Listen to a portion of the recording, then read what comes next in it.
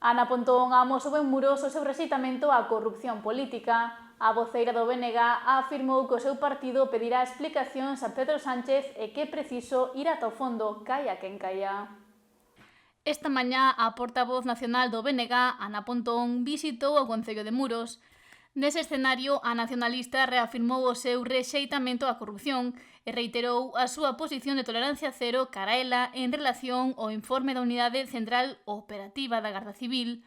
Nel implícase o secretario de Organización do PSOE, Santos Cerdán, que xa dimitiu no cobro de comisións por axudicar de forma ilegal obras públicas, práctica a que Pontón se opuxo firmemente.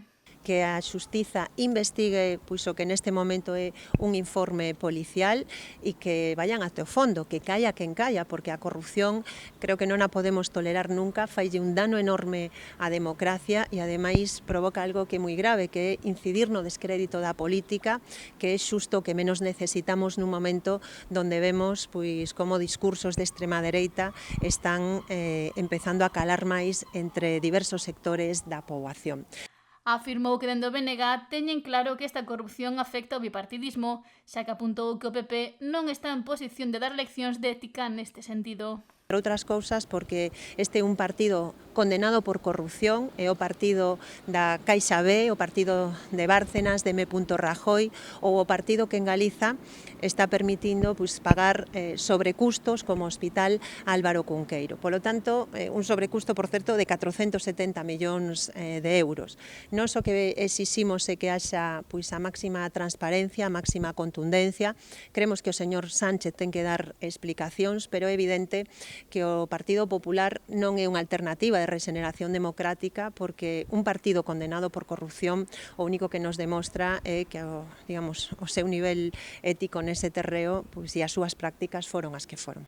E recordou que o BNG xa ten solicitada a comparecencia do presidente do Goberno, Pedro Sánchez, para que dea máis explicacións. A respecto dunha corrupción que nos repugna, unha corrupción que non se pode permitir nas administracións públicas e onde agora mesmo pois, tamén a xustiza ten que actuar e, por lo tanto, a posición do BNG é moi clara.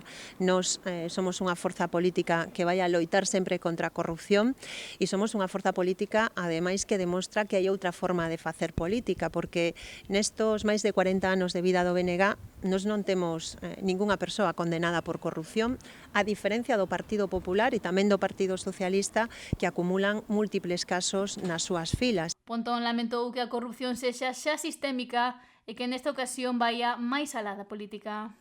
Unha corrupción deste réxime que lle afecta non só o bipartidismo, sino tamén a empresas e creemos que nese sentido tamén deben de tomarse medidas que fagan que este tipo de prácticas non só se dificulten, sino que quen as cometan pois teñan consecuencias moito máis graves que as que hai na actualidade.